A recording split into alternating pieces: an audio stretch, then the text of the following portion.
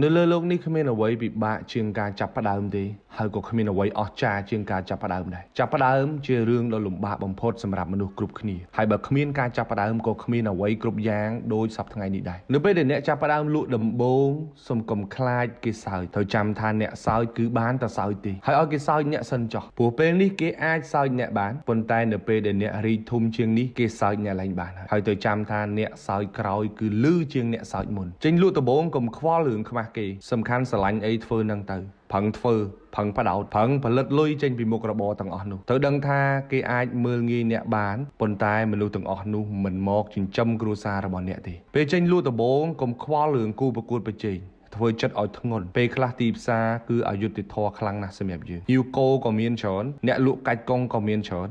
តែត្រូវធ្វើខ្លួនឲ្យមានតម្លៃបំផុតសម្រាប់ភ្ញៀវរបស់អ្នកត្រូវចាំថាដើមឈើមួយដើមដែលចាក់ឫសបានជ្រៅមិនងាយរលំងាយទេ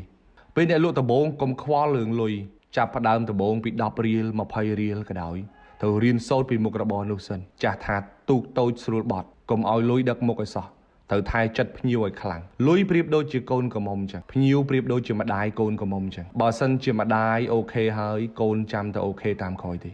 ដូចនេះការងារធំរបស់អ្នកលក់មិនមែន